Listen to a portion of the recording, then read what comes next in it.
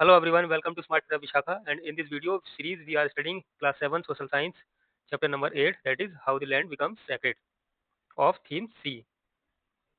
ठीक है, तो वीडियो को शुरू करते हैं. Don't miss out. Prayagraj hosts the Kumbh Mela every 6 years. Prayag is located at the confluence of three rivers, Ganga, Yamuna and the invisible Saraswati. तो प्रयागराज में कुंभ मेला हर 6 साल के बाद वहाँ पर आयोजित किया जाता है. और प्रयाग कहाँ पर सिचुएटेड है? तीन रिवर के मीटिंग पॉइंट पर, जो कि गंगा, यमुना और इनविजिबल सरस्वती, जो कि अब दिखाई नहीं पड़ती है हमें. A few years ago, UNESCO listed the Kumbh Mela as an intangible heritage of the world.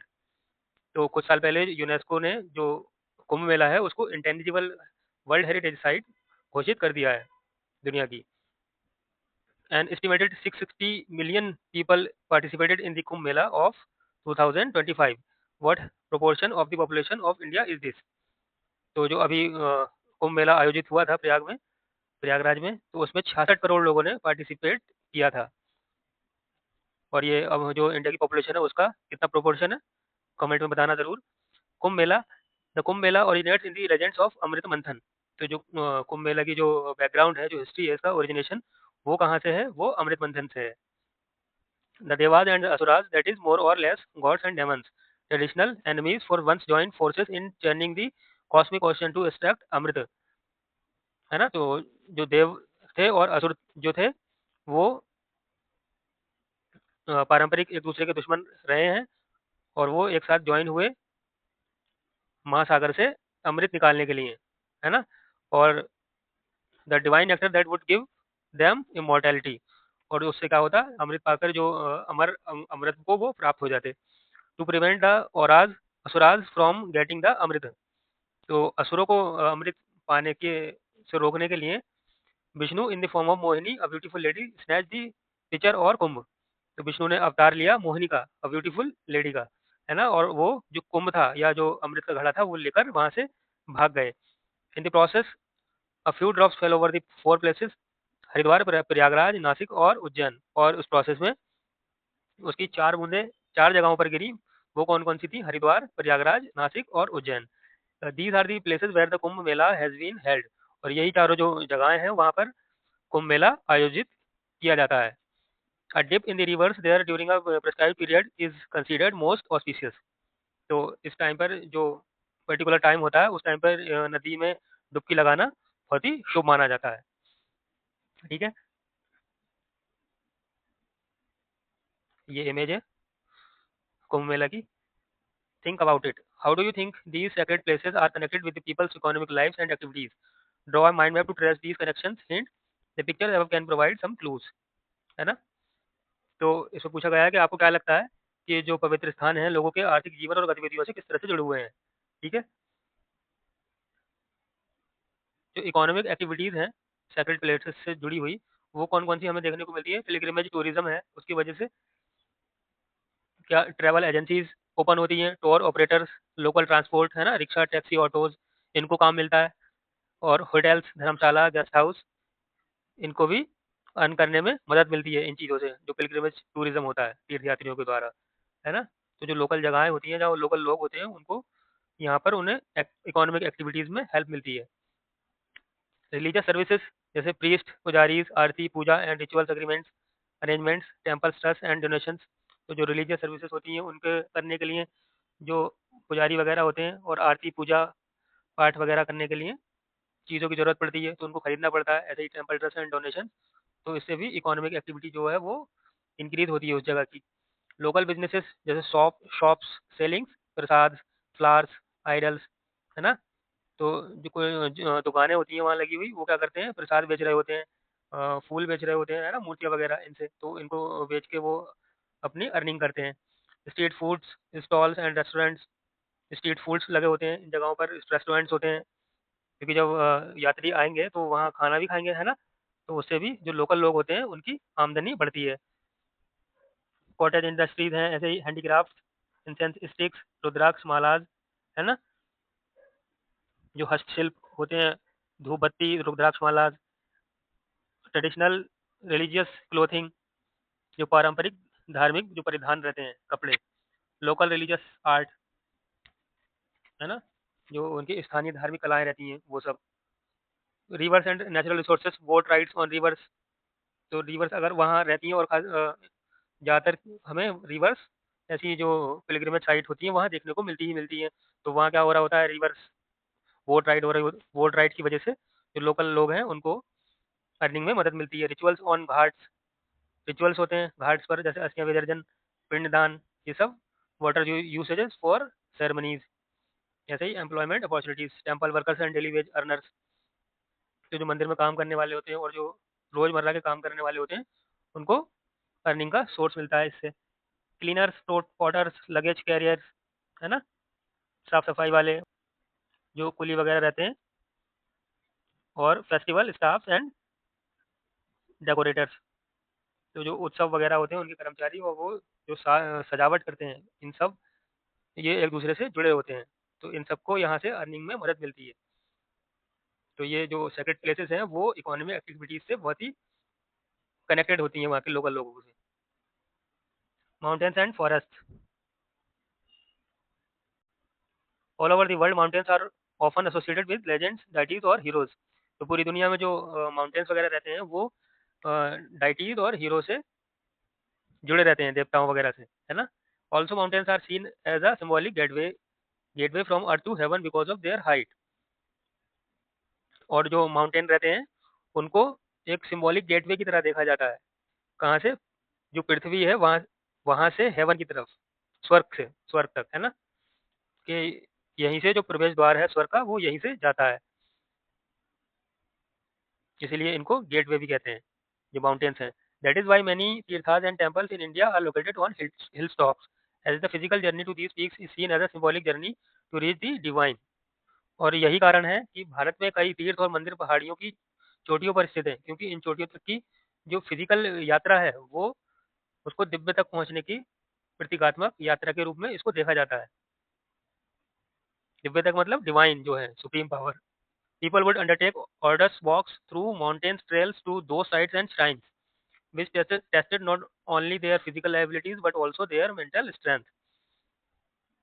तो लोग उन स्थलों और जो मंदिर तक पहुंचने के लिए पहाड़ी की जो पगडंडियां रहती हैं, उनकी कठिन कठिन पैदल यात्रा करके वहां तक पहुंचते हैं। तो वो, उससे क्या होता है, उससे उनका जो फिजिकल स्ट्रेंथ है, उसका ही टेस्ट नहीं होता, बल्कि उनका जो मेंटली टेस्ट है, वो भी वहां पर देखा जाता है। Today such places are often accessible through roads and other modes of transport. और आज के टाइम में जो ऐसे तीर्थ स्थल वगैरह हैं, उनको बहुत ही आसानी से रोड्स के थ्रू और जो ट्रांसपोर्टेशन सिस्टम है, उसके थ्रू आसानी से वहाँ पहुँचा जा सकता है। ठीक है, तो ये इमेजेस हैं माउंट कैलाश, ये वैष्णो देवी टेम्पल कटरा, और ये तिरुवन्नुमलाई तमिलनाडु में, लॉर्ड बालाजी तिरुमाला हिल्स में। ठीक है, तो लोग पहले उस टाइम पर पैदल यहाँ तक की यात्रा करते थे।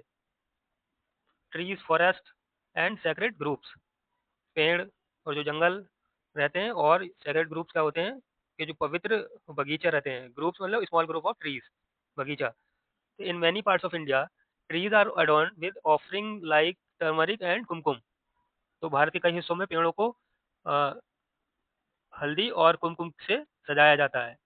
One species of fig trees commonly called peepal और पीपल वो ट्री और bodhi tree, ashvattha in Sanskrit, in is sacred to Hinduism. तो फिग ट्रीज की एक स्पेसीज है, उसको क्या बोला जाता है?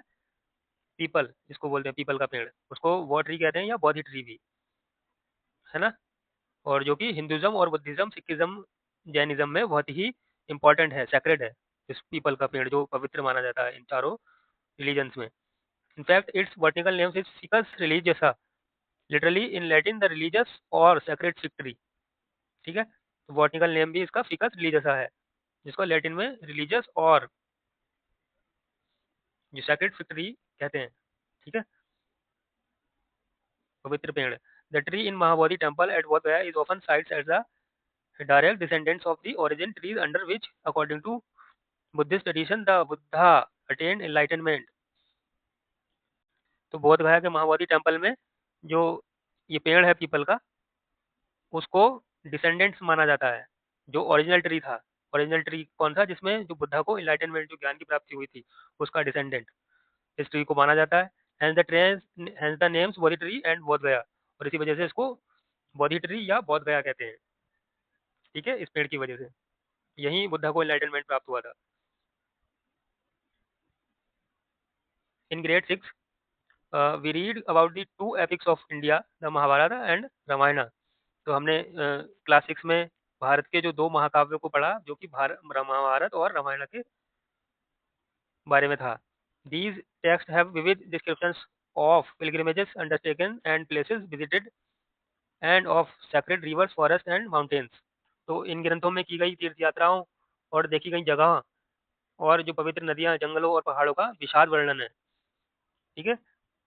In almost every region of India, numerous rural and tribal traditional claim that the heroes of these texts passed through these their localities, with shrines often marking such passages। तो जो कई ग्रामीण और आदिवासी परंपराओं का दावा है कि इन ग्रंथों के नायक उनके इलाकों से गुजरे थे। Such legends allowed a wide diversity of communities to make the two epics their own। तो ऐसी जो लेजेंड्स हैं वो समुदायों की एक जो विस्तृत विविधता को, दो महाकाव्यों को अपना बनाने की अनुमति देते हैं, है ना। ये इमेजेस है। अ shrine in Bastar Chhattisgarh celebrating Rama's passing through the areas. तो छत्तीसगढ़ के बस्तर में एक मंदिर है जहाँ राम के इस क्षेत्र से गुजरने का जश्न मनाया जा रहा है ना। दूसरी इमेज है, a seal from Mohenjodaro. Observe the seal from Mohenjodaro. Can you recognise the leaves at the top? As you can see, people trees has been an important part of India's cultural geography for millennia। तो मोहनजोदारो की इस मोहर को ध्यान से देखेंगे अगर आप, तो उसके ऊपर लगे पत्तों को पहचान सकेंगे कि उसमें किसके पत्ते दिखाई दे रहे हैं। जैसा कि आप देख सकते हैं, पीपल का पेड़ हजारों सालों से भारत के सांस्कृतिक भूगोल का या ज्योग्राफी का एक इम्पोर्टेंट हिस्सा रहा है ना। Think about it, many parts of the peepal trees have medical uses. The leaves are used to treat some skin ailments while the bark is useful for stomach ailments। तो पीपल के पेड़ के कई हिस्सों का जो चिकित्सकीय उपयोग भी होता है। तो जो पत्तियों का जो यूज किया जाता है, वो कुछ जो स्किन की बीमारियां रहती हैं उनको ट्रीट करने के लिए किया जाता है, और जो उसकी छाल रहती है पीपल के ट्रीज की, तो उसको जो पेट की बीमारी रहती है उनका ट्रीटमेंट करने के लिए भी यूज किया जाता है इसका। Since it stage green almost through the years, और क्योंकि ये पूरे साल ग्रीन रहता है पीपल का पेड़, तो it provides food shelters to many types of birds and other animals. तो उसी वजह से कई प्रकार के ये पक्षियों और अन्य जानवरों को भोजन और आश्रय प्रदान करता है, क्योंकि पूरे साल ग्रीन रहता है ना, पीपल का जो पेड़ रहता है। Over time many rural and tribal communities across India decided to protect and preserve some natural forests from harmful activities such as hunting, trees felling और mining।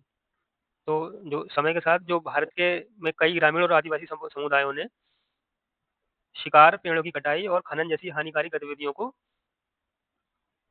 रोकने के लिए या उससे प्राकृतिक वनों की रक्षा के लिए संरक्षण का फैसला किया। They saw those forest as the awards of deities, for example रिंक्यू और भाषा इन मेघालय। क्योंकि उनको ऐसा लगता है कि जो ऐसे जो पेड़ हैं वो देवी देवताओं के घर होते हैं, जैसे कि फॉर एग्जाम्पल रिंक्यू है और भाषा मेघालय में। Such special forest are called sacred groups in English. See the table below for a few names in regional languages, and thanks to their sacred status, have come to shelter great biodiversity of flora and fauna। तो ऐसे special जो one होते हैं, बगीचे, उन पवित्र उपवन उनको इंग्लिश में बोला जाता है, और उनकी पवित्र स्थिति के कारण वनस्पतियों और जीवों की महान जो बायोडाइवर्सिटी होती है उसको आश्रय उसमें मिलता है ना। Many sacred groups are also home to small water bodies and thus help in water conservation। तो कई सारे ऐसे जो पवित्र बगीचे रहते हैं वो छोटे जल निकायों का भी घर होते हैं, और इस प्रकार जो वाटर के कंजर्वेशन में भी उसमें हेल्प मिलती है, water conservation. There are many thousand of sacred groups in India. Bharat में ऐसे कई हजार पवित्र बगीचे थे Sadly, these numbers have been shrinking as people have started encroaching on them for various purposes from agriculture to industry.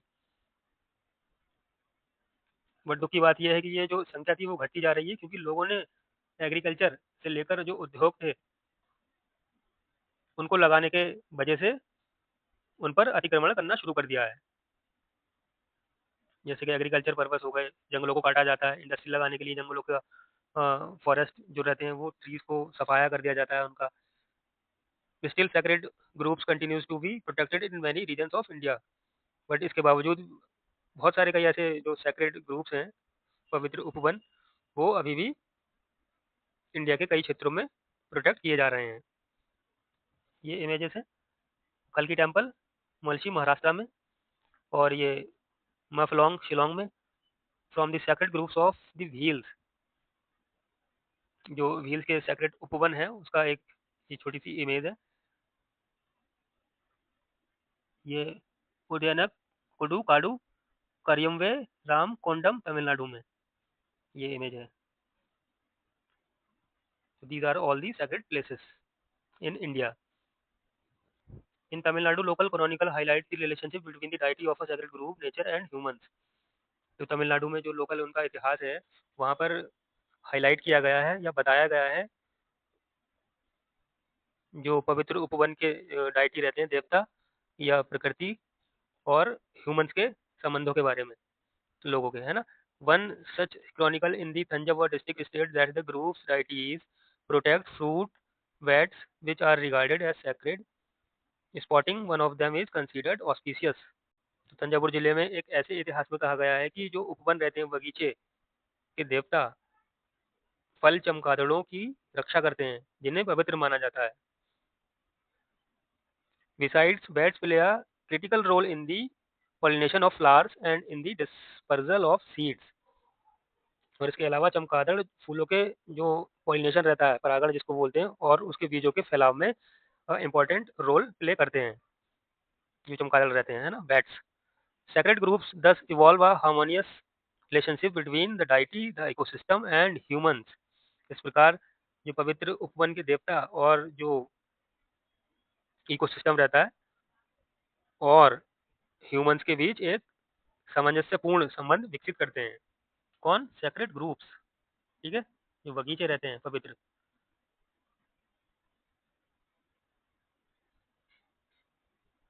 ठीक है, small group of trees. From pilgrimage to trade, pilgrims encountered traders and merchants along their journey. तो जो pilgrims होते हैं, यात्री, वो अपनी जो जर्नी रहती है यात्रा की उसमें मर्चेंट्स वगैरह जो रहते हैं ना, व्यापारी, उनसे टकराते भी हैं। और this interaction benefits both groups, और जो इंटरेक्शन होता है दोनों में वो दोनों ग्रुप्स को बेनिफिट करता है। Pilgrims need various items which traders can provide, क्योंकि जो यात्री होते हैं उनको बहुत सारे जो आइटम्स रहते हैं लोकली उनकी ज़रूरत रहती है, वो उनसे खरीदते भी हैं ट्रेडर्स से। As a result the pilgrimage routes and the trade routes often overlap. और अल्टीमेटली जो पिलग्रिमेज रूट्स रहते हैं, तीर्थ यात्रा के जो मार्ग और ट्रेड रूट्स, वो आपस में एक दूसरे से जुड़े होते हैं इसी वजह से, क्योंकि वो एक दूसरे को चीज़ें प्रोवाइड करा रहे हैं। एक वायर है तो एक सेलर बन जाता है वहाँ।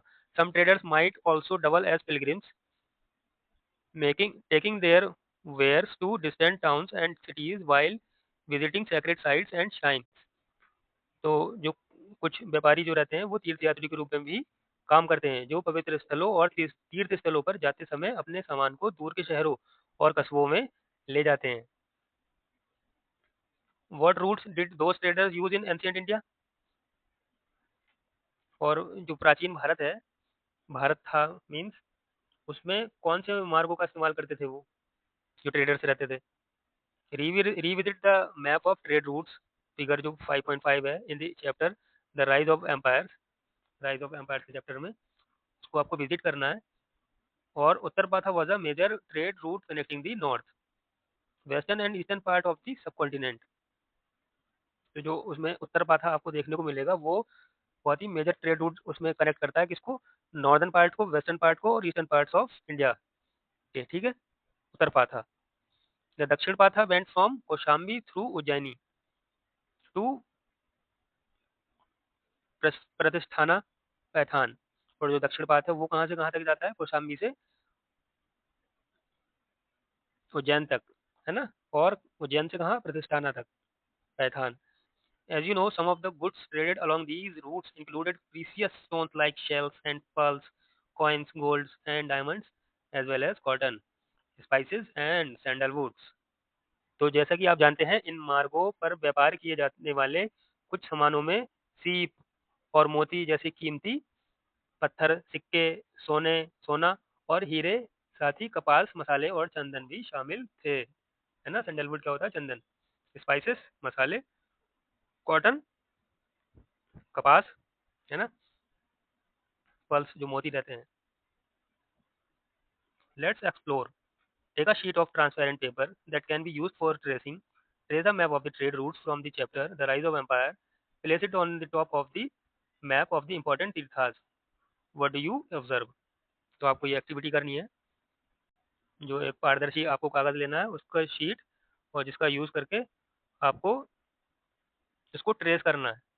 इसको map of the trade roots, जो कि जो राइज ऑफ एम्पायर के चैप्टर में है, उसको ट्रेस करना है आपको, और उसको प्लेस कर देना है मैप के टॉप में, जो भी इंपॉर्टेंट तीर्थास है वहां पर, उसमें. ठीक है.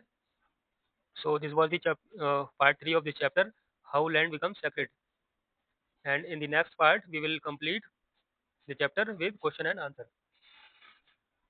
So thanks for watching and please subscribe the channel.